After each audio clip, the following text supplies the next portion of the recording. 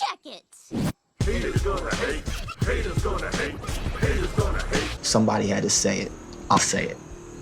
Stop rapping. You're trash. Duh. Rap. Check out my Patreon. You're garbage at rap. You can't rap.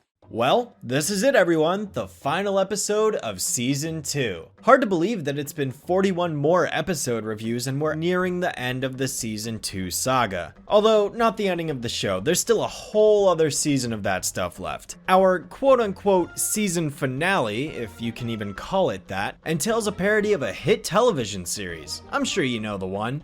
Survivor. And judging by the fact that you probably read the episode title, you can already see that the genius name they came up with for this reboot episode of the week is Aliver. Wow, you really changed it up there. I'm dead serious, this is what the show came up with. Man, I sure wish I was clever enough to come up with a name as ingenious as that. I'm sure that Total Drama immediately came to mind for like 80% of you watching this, and considering that show has already sort of done this concept really well, I might add, it leaves you asking what the Powerpuff Girls reboot could possibly bring to the table. Well, I guess that's what this review is here to find out. It's time for the Powerpuff Girls 2016 Season 2 finale, Aliver.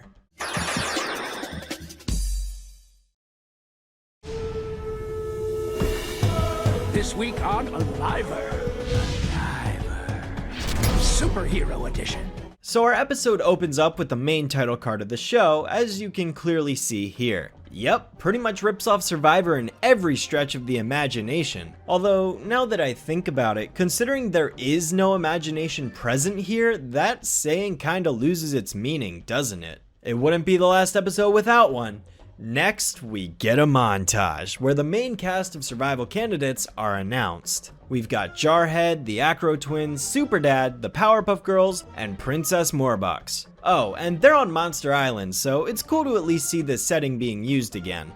It's kinda nostalgic actually, in a twisted sort of way. This was where I began my PPG reboot reviews, and now, so much time later, I'm finishing off Season 2 in the exact same place. It's like poetry, it rhymes, or whatever George Lucas said. Let's talk about these characters for a second. So we've got the Acro Twins, which I guess are just acrobatic people? There doesn't seem like they have much of a superhero persona going for them from what I see. They just look like ordinary gymnasts. It's like the Wonder Twins without all the fun. I mean, you would think they'd probably have the power to stretch or something, but nah, that's not here. They just do a flip. There's Superdad. He's just a dad with super strength and flight.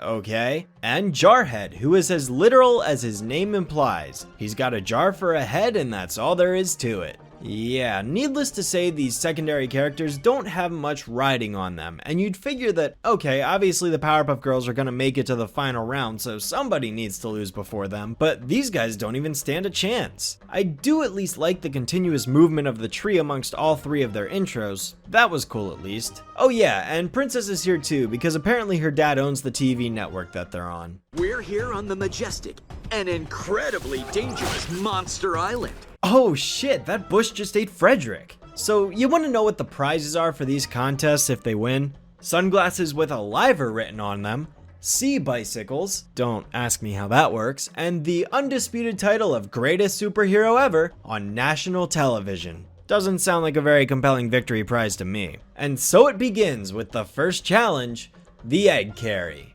Hey, this'll be easy. Acro Twins, activate!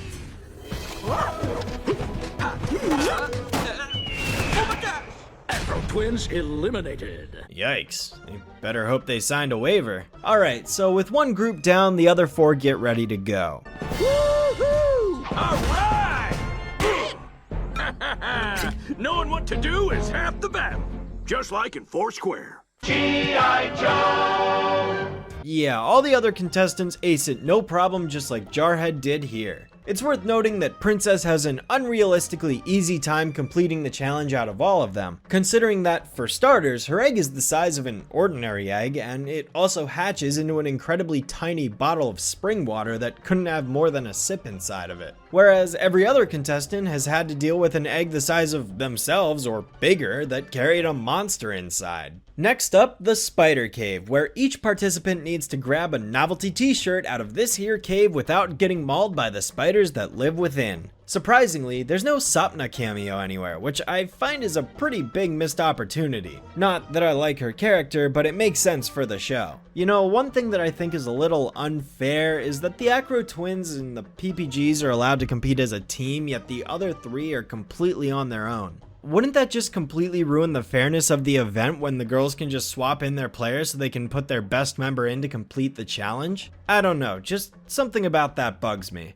Let's see, so Jarhead and Superdad both fail when attempting to grab their shirts. It makes sense for Jarhead, I mean the dude literally loses his body, but with Superdad, all he does is wreck the van and his wife finds out about it, so he gets eliminated. So apparently upsetting your wife fits the criteria for disqualification? Once again, like the egg walk, Princess clearly has no trouble completing the challenge and proceeds to tell the girls to talk to the shirt. Haters gonna hate, haters gonna hate, haters gonna hate. Keep telling yourself that, honey. Later that evening, the girls blatantly accuse Princess of cheating, which catches the main host off guard. Although honestly, considering that the framing of this episode implies that what we are seeing is what the television is showing its audience, literally anyone who watches this will undoubtedly see Princess's cheating ways, so I don't know how this guy could possibly miss it. Seriously, the dude just objects to the girl's claims for no reason. I mean, you'd think a TV host would investigate this further, considering there's the possibility of a broken contract in question, unless he's getting paid off by Princess's dad. But based on what happens later on in the episode, that can't possibly be true.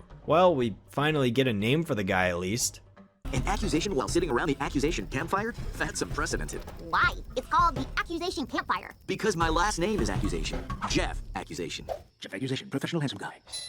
I hate this show. Apparently, despite the obvious fact that the television cameras are vicariously picking up on Princess's cheating ways, she can't be declared a cheater until she admits it herself, because that's the stipulation the girls put on her. I don't know if it's in the show's contract that a cheater can't be outed unless they admit to the cheating themselves, but then why wouldn't everyone just cheat? And Princess has clearly been caught cheating by both the contestants and the cameras. This show did not put any thought into the actual game show aspect of this episode, aka the entire basis for the episode's plot. It feels like it's just a, hey, remember Survivor episode that has so many oversights it's not even funny. And so he proceeds to not do anything and instead present us with the final winner-take-all challenge between the Powerpuff Girls and Princess Morbox. The two need to race each other to the top of the mountain, fighting past deadly sandworms and a giant Venus fly lotus, because apparently they couldn't say trap for some reason. The girls could just fly over everything in 10 seconds flat, but they don't do that, even though there's nothing in the rules saying they can't do that. Another thing, this episode completely skips over the whole survival aspect of Survivor. There's no downtime for the characters to spend trying to stay alive on Monster Island. There's no struggles they encounter or immunity or voting off or anything like that. In reality, this episode isn't Survivor at all. The only things they have in common is the challenges aspect and the interviews in between, but that's about it. There's nothing else, so what was the point? If you're not actually going to reference the source material or make inside jokes that would appeal to the group of people that are fans of that show, or just satirize the whole thing, why are you doing it? This is just a lifeless husk that does nothing to add upon what other shows have already done better. It just kinda mimics the reboot's whole existence. Well, the girls and Princess get ready to race each other to the top of the mountain. Of course, it's not much of a race considering Princess just takes an escalator while the girls go all out on as many of these things as possible. And then we get to the top where we see Princess do one of the most stupid things I've ever seen her do in this reboot. Yes, possibly even more stupid than her tying the Powerpuff Girls up with rope. See, she acknowledges that this Lotus is currently sleeping at the moment, and she gets this brilliant plan to wake it up so that it can give the Powerpuff Girls more trouble. What she fails to do is move far enough away from the thing before sounding it off so it doesn't strangle her to death. Oops, almost empty. Well, looks like it's time for me to go win. And because the girls have to be the bigger people as heroes, they save her anyways only to be caught themselves, which allows Princess to climb to the top and claim total victory. I did it! I won! I am officially the greatest superhero of all time! Where is everyone? And nobody cares. Yeah, nobody cares. Gotta say, the sequence of challenges really came up short considering the last part was to just run up a hill that's on screen for like 5 seconds. And once again, the Powerpuff Girls can fly. There's no reason why they couldn't just shoot right up and grab the flag. The writing effort is non-existent here, guys. It's remarkable how transparent it is. Nope, instead the Powerpuff Girls fucking died. I won fair and... What? Bubbles! Blossom! The green one!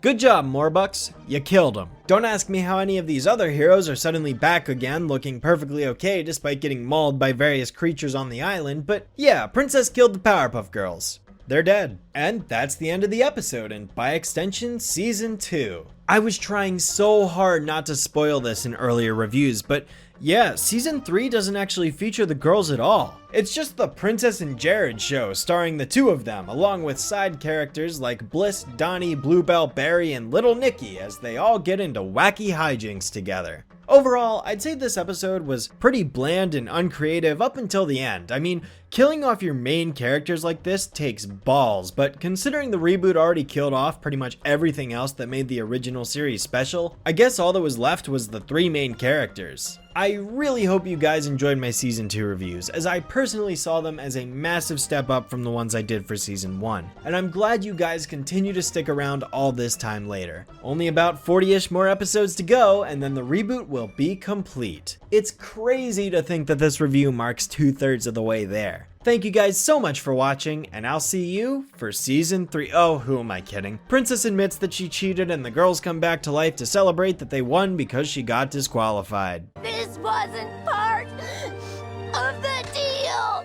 This wasn't part! Gotcha. A ghost! I gotta say, Princess's whining is basically like listening to nails on a chalkboard. It is so irritating. But yes, in all seriousness, that is the real ending, which marks the end of Season 2. I'm curious to know which of these episodes stuck out to you the most, for better or for worse, and which would you say is probably the most forgettable? Be sure to let me know. Thank you guys once again for supporting me through all 80 episodes and then some that I've covered so far, and I'll see you guys in the next review.